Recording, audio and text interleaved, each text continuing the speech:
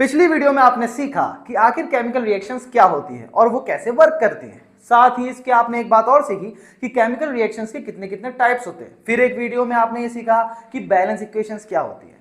चलिए आइए अब लास्ट पार्ट कंप्लीट करते हैं, इसका मतलब इस चैप्टर को पूरी तरह से फिनिश करते हैं।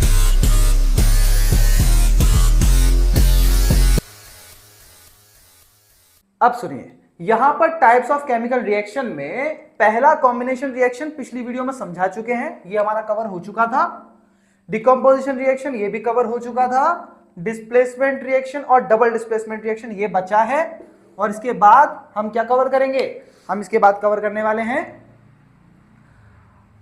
ऑक्सीडेशन रिडक्शन और उसके साथ साथ कोरोजन जैसे और भी टॉपिक्स। ठीक है, तो आइए शुरू करते हैं। लेकिन एक बार थोड़ा सा रिवाइज कर लीजिए कि कॉम्बिनेशन रिएक्शन और डिकम्पोजिशन रिएक्शन किसे कहते हैं। तो कॉम्बिनेशन रिएक्शन सिंपल वो रिएक्शंस हैं जिसमें एक या दो से ज्यादा एलिमेंट्स एक दूसरे से रिएक्शन करें और एक नया कंपाउंड बनाकर तैयार कर दें, यानी कि दो सब्सटेंसेस एक दूसरे से रिएक्शन करके एक नया सब्सटेंस बना दे। और अब अगर जाते हैं आप डिकम्पोजिशन रिएक्शन में, तो कह सकते हैं कि ये इससे थोड़ा सा अपोजिट होता है। कैसे होता है कि इसमें तो दो या दो से ज्यादा एलिमेंट एक दूसरे से रिएक्शन कर रहे हैं, नया कंपाउंड बना रहे हैं, नया सब्सटेंस बना रहे हैं। इसमें एक सब्सटेंस दो या दो से ज्यादा एलिमेंट या कंपाउंड्स में सब्सटेंसेस में ब्रेक डाउन हो जाता है। तो ये हमने पिछली बार कवर कर दिया था। आते हैं नए सिरे से शुरू करते हैं आज से। ये आपकी लास्ट क्लास होने वाली है केमिकल रिएक्शन वाली, इसके बाद हम नया चैप्टर शुरू करेंगे। ठीक है, देखिए डिस्प्लेसमेंट रिएक्शन, इसमें क्या होता है? इसमें नाम से ही कुछ पता चल रहा है, ध्यान से सुनिएगा। डिस्प्लेसमेंट यानी अपनी प्लेस को चेंज कर देना, एक तरीके से देखा जाए तो अपनी पोजीशन को चेंज कर देना। और जब कोई एलिमेंट या जब कोई सब्सटेंस अपनी पोजीशन को दूसरे सब्सटेंस के साथ चेंज करता है और नया सब्सटेंस बनाकर तैयार कर देता है, फिर से सुनिए, नया सब्सटेंस, उसे हम कह देते हैं डिस्प्लेसमेंट रिएक्शन। फॉर एग्जांपल, हमने जिंक लिया और CuSO4 से उसकी रिएक्शन कर दी। तो यहां पर क्या है? फॉर एग्जांपल कि ये एक दोस्त है और ये दोनों एक दोस्त है। ठीक है, ये दोनों साथ में रहते हैं और ये बेचारा अकेला रहता है। अब क्या होता है, इसने इससे दोस्ती कर ली और Cu को धोखा दे दिया, बेचारा Cu अकेला रह गया, यानी कि कॉपर। अब जब ये अकेला रह गया तो यहां पर क्या बच गया? Zinc sulphate, ZnSO4। तो इसे ही कहते हैं डिस्प्लेसमेंट रिएक्शन, जिसमें कोई भी एक एलिमेंट या कोई भी सब्सटेंस अपनी प्लेस को चेंज करे किसी अनदर कंपाउंड के साथ और बनाए कोई नया कंपाउंड या नया substance. This is called displacement reaction. उम्मीद है आपको ये बात समझ में आई होगी। आसान था, बहुत आसान था ना, बहुत बढ़िया। नेक्स्ट आता है डबल डिस्प्लेसमेंट रिएक्शन। ये बस इसका एक सेकेंड लेवल है, जिसमें पहले वाले में एक एलिमेंट एक कंपाउंड से रिएक्शन कर रहा था, इस बार दो कंपाउंड्स एक दूसरे से रिएक्शन कर रहे हैं जो पूरी तरह कंप्लीटेड है। एक तरीके से देखा जाए तो Na2SO4 भी कंप्लीट और ये भी कंप्लीट। आ जाओ फिर से दोबारा से अपने वही दोस्तों वाले एग्जांपल पे। आप लोगों के साथ भी हुआ होगा कि जैसे फॉर एग्जांपल ये और ये दोनों बड़े जिगरी वाले दोस्त हैं, ये और ये भी दोनों जिगरी वाले दोस्त हैं। अब क्या होता है, समय बदलता है। ठीक है, लोगों की असलियत पता चलती है और Na2 जो है वो किसके साथ चला जाता है? Cl2 के साथ। और SO4 किसके साथ चला जाता है? Ba के साथ। ठीक है, हुआ क्या? बना कोई नया सब्सटेंस। देखो BaSO4, ठीक है, और Na2Cl2 यानी कि 2NaCl, ये दोनों के दोनों बने। और ये क्यों बने? क्योंकि दो कंपाउंड या दो प्रॉपर सब्सटेंसेस ने एक दूसरे से रिएक्शन करी और आपस में एक दूसरे के एलिमेंट्स या फिर सब्सटेंसेस को एक दूसरे से इंटरचेंज कह सकते हैं कि डिस्प्लेस कर दिया। और जब दोनों ने एक साथ किया तो उसे कहते हैं डबल डिस्प्लेसमेंट। यहां एक से हुआ तो उसे कहते हैं ओनली डिस्प्लेसमेंट, यानी कि डिस्प्लेसमेंट। तो डिस्प्लेसमेंट रिएक्शन और डबल डिस्प्लेसमेंट रिएक्शन उम्मीद है आपको समझ में आ गई होगी। फिर से एक बार रिवीजन कर लो, ध्यान से सुनना। डिस्प्लेसमेंट रिएक्शन वो होती है जिसमें एक एलिमेंट या एक सब्सटेंस किसी दूसरे कंपाउंड से रिएक्शन करता है और बनाता है एक न्यू टाइप ऑफ कंपाउंड और एक एलिमेंट अलग हो जाता है, जैसे दोस्तों वाला मैंने आपको एग्जांपल दिया। डबल डिस्प्लेसमेंट रिएक्शन इसका एक सेकंड लेवल होता है, जिसमें दो कंपाउंड एक दूसरे से रिएक्शन करते हैं और एक दूसरे के सब्सटेंसेस को, एलिमेंट्स को क्या कर लेते हैं? आपस में डिस्प्लेस कर देते हैं और दोनों अलग अलग कंपाउंड्स में कन्वर्ट हो जाते हैं। तो अब आता है नेक्स्ट टॉपिक। नेक्स्ट टॉपिक कुछ इस तरह से है, जो सबसे ज्यादा मतलब फेमस टॉपिकों में से एक है इस चैप्टर में, ऑक्सीडेशन एंड रिडक्शन। अब ये ऑक्सीडेशन और रिडक्शन क्या होती है और ये कैसे कैसे क्या क्या करती है, चलो देखते हैं। देखो सबसे पहले तो आती है ऑक्सीडेशन और फिर आती है रिडक्शन। तो पहला जो मैंने एग्जांपल लिख रखा है ना बच्चों, ये मैंने ऑक्सीडेशन के लिए लिख रखा है, ठीक है। लेकिन पहले ये समझते हैं कि आखिर ये होता क्या है। सबसे पहले जो ऑक्सीडेशन होती है ना, ये बड़ी खतरनाक चीज होती है। काफी जगह, एक जगह खतरनाक नहीं होती, आपकी ऑक्सीजन लेने में। यानी कि ऑक्सीजन क्या क्या करती है भाई, ऑक्सीजन जंग लगाती है, लोहे को सड़ाती है, या फिर कह सकते हैं खाने को रेंसिडेट मतलब के खराब करती है कुल मिला के। तो ये ऑक्सीजन का काम होता है कि ये ज्यादातर चीजों को बर्बाद ही करती है, एक चीज में बड़ी फायदेमंद होती है और वो होती है सांस लेने में, क्योंकि ऑक्सीजन के बिना हम जी नहीं पाएंगे। और बाकी ऑक्सीजन लोहे के लिए भी खतरनाक है और कुछ फूड्स आइटम्स के लिए भी खतरनाक है। लेकिन ऑक्सीजन का काम क्या होता है, अगर किसी सब्सटेंस है, कोई सब्सटेंस है, फॉर एग्जांपल लोहा है, कुछ है, उस पर अगर मान लीजिए अभी हम कोरोजन पढ़ाएंगे तो आप और अच्छे से समझ जाएंगे। लेकिन ऑक्सीजन जब भी अगर कोई एलिमेंट गेट करता है, और ऑक्सीजन को जब भी कोई एलिमेंट गेट करता है तो वो ऑक्सीडेशन होती है, सही है। पहली चीज ही नहीं है, काफी सारी चीजें। पहला, अगर कोई एलिमेंट ऑक्सीजन को गेट कर ले, यानी कि उससे रिएक्शन करके अपने पास ले ले, तो वो है ऑक्सीडेशन। दूसरा, अगर जंग वगैरह लग जाए तो वहां भी ऑक्सीडेशन है। अगर फूड आइटम खराब होने लगे वहां भी ऑक्सीडेशन है। अगर कोई एलिमेंट अपने अंदर से हाइड्रोजन को निकाल दे तो वो भी ऑक्सीडेशन है। और एक और बात कि अगर, वो तो यहीं समझ लेते हैं, देखिए जिंक ऑक्साइड है, ठीक है, और ये है हमारा कार्बन। क्या होता है, रिएक्शन में ऑक्सीजन कार्बन गेट कर लेता है और यहां क्या बन जाता है, CO। अब ये जो Zn है ये बेचारा यहां अकेला रह गया।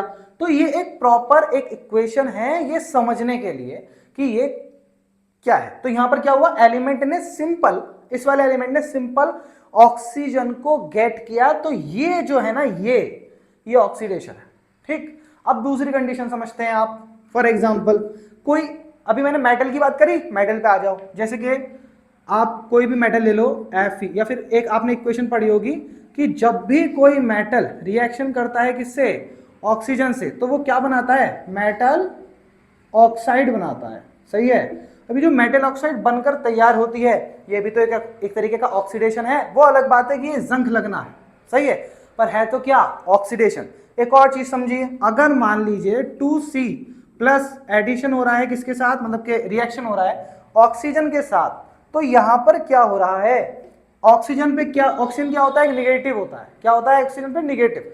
तो जब भी किसी निगेटिव पे, निगेटिव, क्योंकि निगेटिव के साथ रिएक्शन हो रही है, तो जो बनकर तैयार होगा उसको भी हम क्या कहेंगे, ऑक्सीडेशन कहेंगे। Is that clear. उम्मीद है आपको ऑक्सीडेशन समझ में आ गई होगी। अब हम ऑक्सीडेशन और रिडक्शन दोनों एक सिरे से समझाएंगे एक पर्टिकुलर एग्जाम्पल के थ्रू। तो जैसा कि हमने अभी आपसे कहा था कि हम एक इक्वेशन बताएंगे और उसमें दोनों चीजें एक बार में कवर हो जाएंगी, क्योंकि जो रिडक्शन होता है ना वो काफी हद तक ऑक्सीडेशन का उल्टा होता है। फॉर एग्जाम्पल, अगर ऑक्सीजन को रिलीज किया और हाइड्रोजन को गेट किया, या ऑक्सीजन को रिलीज किया, तो होती है रिडक्शन। और अगर ऑक्सीजन को गेट किया या हाइड्रोजन को रिलीज कर दिया तो वहां होती है ऑक्सीडेशन।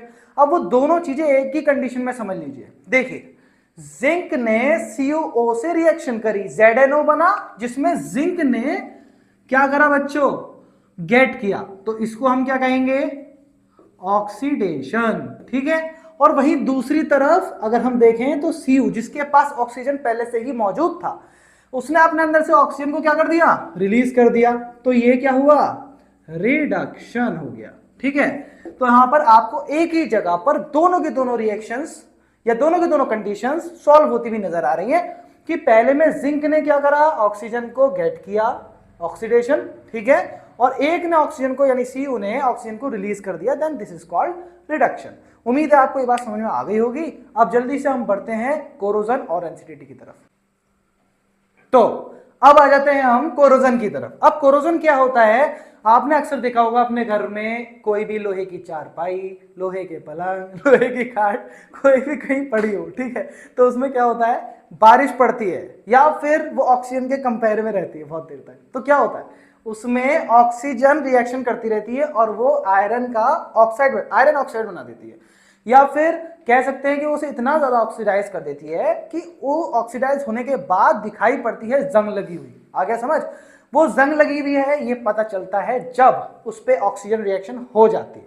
तो इस कंडीशन को कहते हैं कोरोजन। अब उससे बचाव क्या करते हैं वो बाद में बताएंगे, पहले सुन लो कि ये काम कैसे करती है। देखिए सबसे पहले फॉर एग्जांपल यहाँ पे Fe है, ऑक्सीजन है और H2O, ठीक, इन्होंने आपस में रिएक्शन करी, क्या बनाया, फेरिक ऑक्साइड बनाया। अब यहाँ पर कंडीशन क्या है, सिंपल इज दैट कि जो आयरन है वो ऑक्सीजन के साथ पूरी तरह मर्ज हो गया है, यानी उन्होंने एक नया सब्सटेंस बना दिया है। और जब ऐसा होता है तो ये कोरोजन हो चुका है, ये है कोरोजन मेटल, यानी इस पे जंग लगी हुई है। तो जब भी कोई भी मेटल, यानी कि मैंने पहले भी लिख के दिखाया था, अब भी लिख के दिखा रहा हूं कि जब भी कोई मेटल किसी भी ऑक्सीजन से रिएक्शन करता है तो वो मेटल ऑक्साइड बनाता है।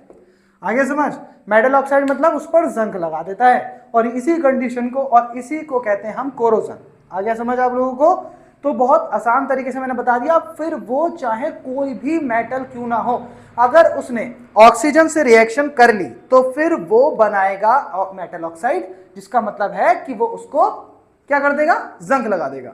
अब वहीं पर आपने एक मेटल सीरीज, हम आपको यहां पर दिख रही होगी एक मेटल सीरीज, और ये जो पूरी की पूरी सीरीज है इसमें आप देख सकते हैं ऊपर से लेकर नीचे तक मेटल्स किस फॉर्म में है, बढ़ती या घटती फॉर्म में। नीचे से देखोगे तो बढ़ती फॉर्म में, ऊपर से देखोगे तो घटती, यानी कि ऊपर वाला जो मेटल है वो सबसे ज्यादा रिएक्टिव है और जो सबसे नीचे वाला है वो सबसे कम रिएक्टिव है। आगे समझ, तो जो सबसे ज्यादा रिएक्टिव है वो सबसे ज्यादा जल्दी रिएक्शन करेगा और जो कम रिएक्टिव है वो बहुत कम जल्दी रिएक्शन करेगा। फॉर एग्जांपल आप आयरन को देख लीजिए, पोटेशियम को देख लीजिए, कितनी जल्दी ये जंग खा जाते हैं। लेकिन जो कम रिएक्टिव, फॉर एग्जांपल सोना हो गया, प्लेटिनियम हो गया, चांदी हो गया, जो आपको नीचे से सेकंड लास्ट या लास्ट पॉइंट पर दिख जाएंगे, और सिल्वर शायद थर्ड पॉइंट पे आपको दिख रहा होगा, तो ये वाले जो होते हैं ना, ये बहुत कम जल्दी रिएक्ट होते हैं ऑक्सीजन से और बहुत कम जल्दी क्या बना लेते हैं, अपने आप को ऑक्सीडाइज करके जंग लगा लेते हैं।